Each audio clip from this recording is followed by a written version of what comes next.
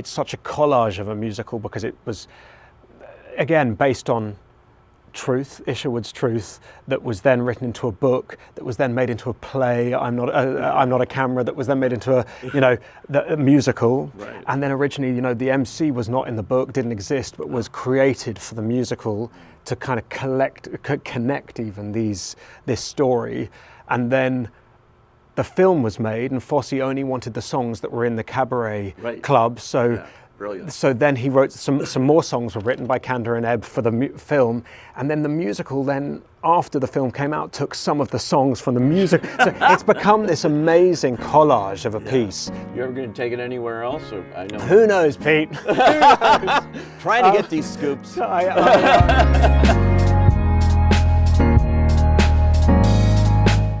don't want to talk about Parkfield.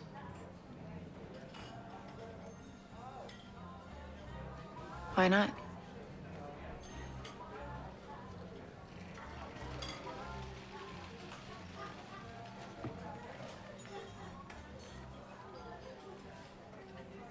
Is it because what they're saying is true? Because, I wouldn't care if you did those things.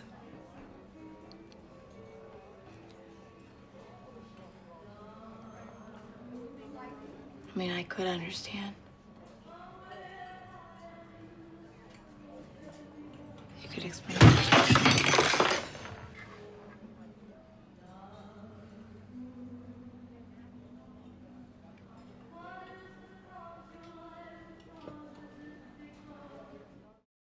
Welcome to the Actor's Side. Today, you all know him from so many different things. Of course, Academy Award winner for The Theory of Everything, and all kinds of awards. Just got the Olivier Award for Cabaret on stage in London, and now his new film, The Good Nurse, is also getting high praise and well-deserved. Please welcome Eddie Redmayne. Hi. Hi. How are you? Congratulations on Good Nurse. I've told you before, but it is really a phenomenal role. And and when you look at your list of films that you've done and roles that you've done, you've often played real-life people, various projects. Obviously, Stephen Hawking and Lily Elba, the Danish Girl, and My Week with Marilyn.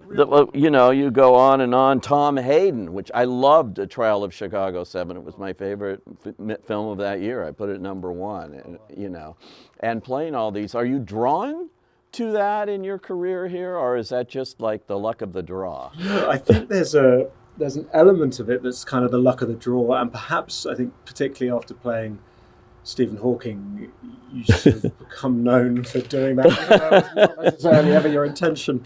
But I love it because, I don't know, I never went to drama school, and the way I approach characters has just modulated throughout my career, and it's been playing these different people that's dictated these different processes, I suppose. And certainly when I played Stephen, was the first time that I remember the director, James Marsh, said, a good part of this movie lives or dies in your performance. Right. And which was terrifying. That for the first time I felt like, okay, well, if I'm playing this, I need to work out how I'm going to approach it. And I went back to a kind of old school way of working, of having a voice coach and a movement coach, and really breaking the thing down technically, and having a proper runway, like a long amount of time to prep.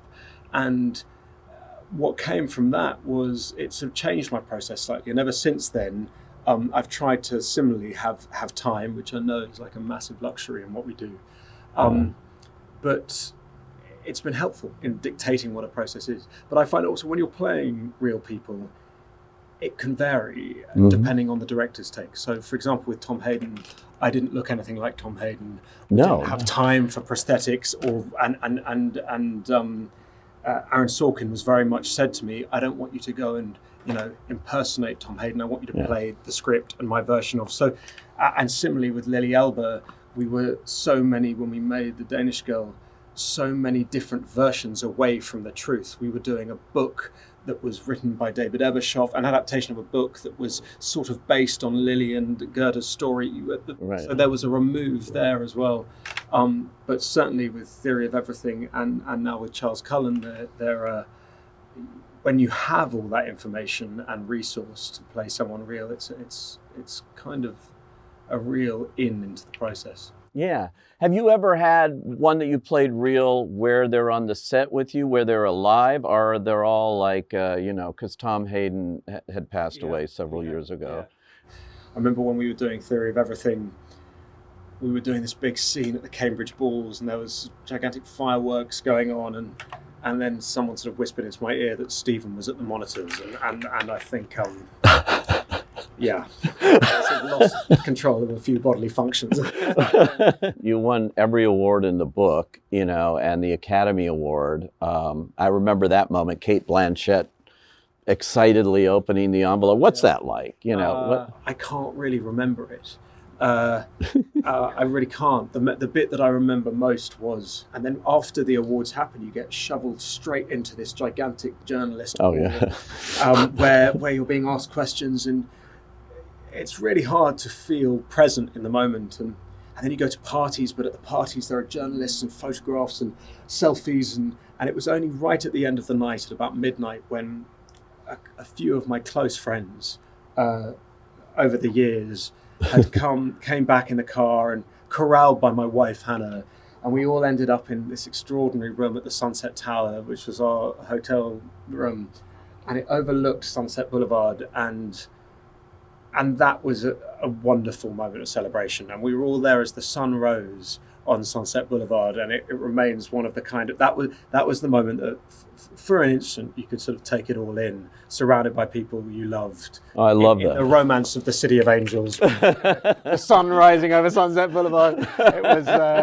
was special. That's so great. I mean, I've seen like post-Oscar pictures of certain winners. One obviously staged with Faye Dunaway when she won for Network. The next day, there she is in this hotel pool, all by herself, strewing around all the newspapers saying Faye Dunaway wins the Oscar, has the Oscar sitting there. It is the most Hollywood picture. Yeah, it is. And I know whenever we all come to this city, if you're lucky enough to, as an actor, particularly from Britain, to sort of make it over here, I've been looking back, and I had a load of friends who are actors, and we all started out together, and we look back on this period of coming for pilot season or endlessly auditioning and not getting stuff.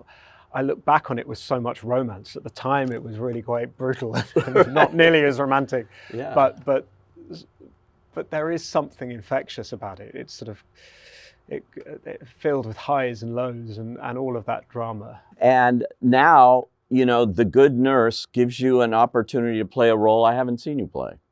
Charlie Cullen, who is this, he is imprisoned. You have never met him. Obviously, he's deep in there somewhere, but he does kind of unspeakable things, but he's not a typical serial killer. It's a very different thing in these hospitals. He doesn't have the contact. He doesn't kill people physically.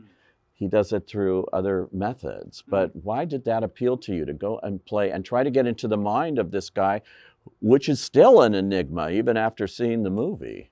I had no idea about this story when I read it. Right. And as it unraveled, you met this seemingly kind, gentle, empathetic, insecure, but playing with his insecurities and humour man who develops this incredible friendship with this brilliant but struggling nurse. And as the layers are peeled back, you realise that this man is doing horrific things. Yeah. But his relationship with this woman is...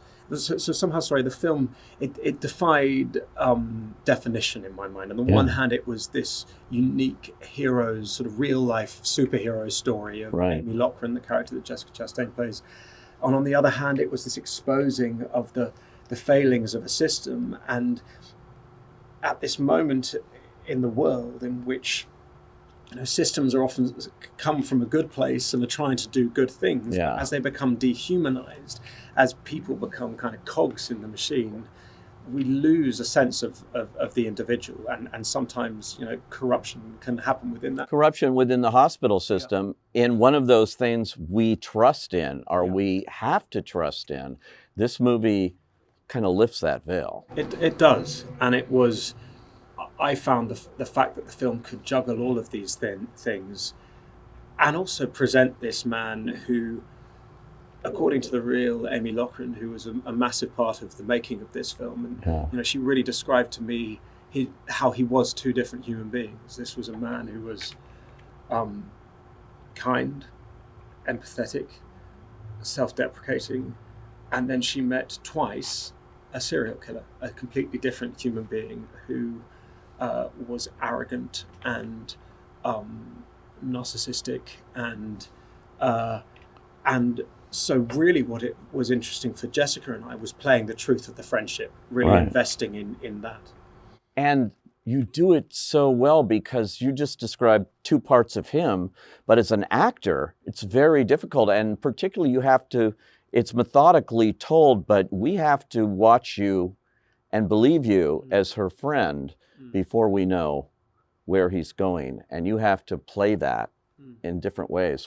It wasn't filmed in order, or how was it done? Firstly, I was so lucky with this that it was kind of an actor's dream in the sense that there's a book by a brilliant man called Charles Graeber called The Good Nurse, which the last third of is our movie, and the other 2/3 are kind of a biography, source material, insights into this guy's life when he was a child and his trauma. And so that was an amazing resource to start with. I weirdly took the process that I'd used on Theory of Everything. I worked with a wonderful dialect coach, a man called Michael Buster, to try. He has quite a specific voice, Charlie. We were able to get access to phone conversations and footage of him. Wow. And then there's a wonderful woman who, again, I met first working. She was a dancer who I worked with on Theory of Everything, a woman called Alexandra Reynolds. And again, from the footage, Charlie had a very specific physicality. He was described by Charles Graeber as looking like a question mark. Right. He had this sort of hunch. And I did a day's work with Alex, this movement coach, and we watched all the footage, and I talked about this question mark and how it was obviously physical, that description, but also there was an anonymity and a ambiguity to him that I thought was also emotional. And she made this beautiful observation after watching him for a while of he seems very still when you watch him in footage, but when you look closely, he's always self-soothing. He'll be touching fabrics or his hair or the back of his and you realize that the initial observation is masking something. And similarly with the physical, she was like, Eddie, it's like he's being held up by this collar, and that's where all of his emotion and repression was being held. So those were interesting insights in the process that I developed with Tobias and Jess. It's amazing.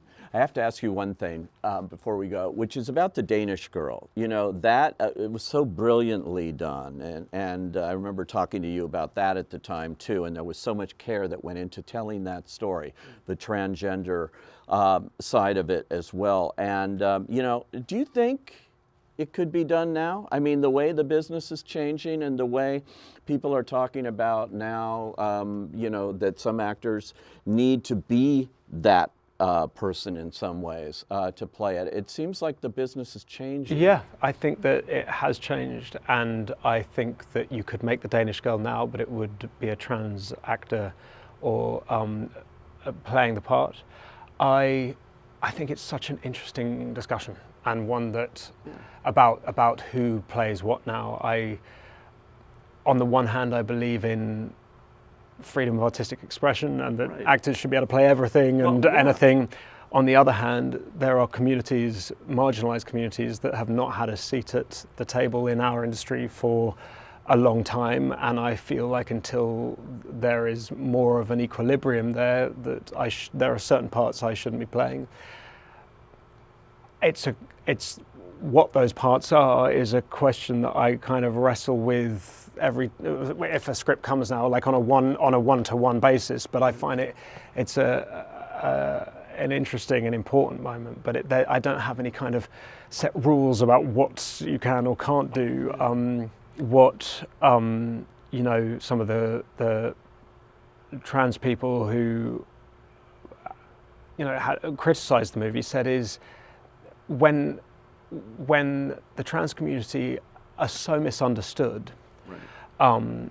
and you as a cisgender actor are playing then a trans woman, and trans women are women, Right. and then I arrive on a red carpet as Eddie, a cis male, for those people that don't know any trans people, that reaffirms what can be a dangerous idea, that trans women are actually men who, you know, get dressed up as women, which is just absolutely not the case.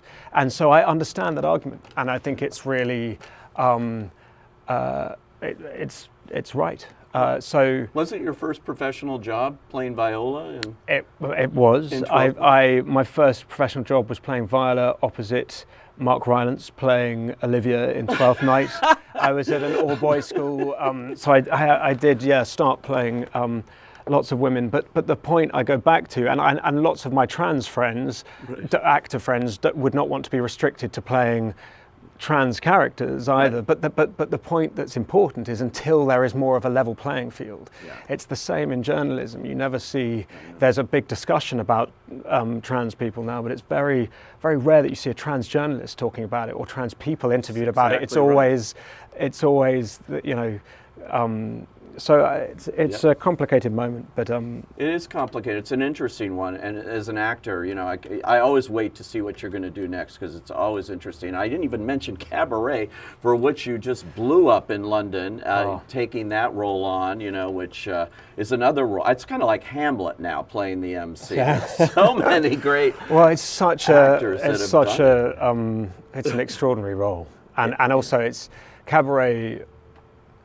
And I've got to say, like, that were the high points of my, I would say, career so far, was working with Jessie Buckley on that, who I was lucky enough every night to introduce her singing Cabaret, and her take on that character was just, and I would sit and watch through the curtain as she performed this piece, and it, both roles, and actually the piece itself is one of those rare musicals that can be reinterpreted. Yeah, it won 7 Olivier Awards, and just, you know. I was so lucky. It was one of those ones that you dream of, and I dreamed of doing that since I was a kid. So I felt this year I felt very creatively thrilled working with Tobias. What a year Eddie Redmayne's having here. Well, you know, more power to you, my friend. Thank you. And thanks for joining us today on The Actors Side. Such a pleasure. Thanks, man.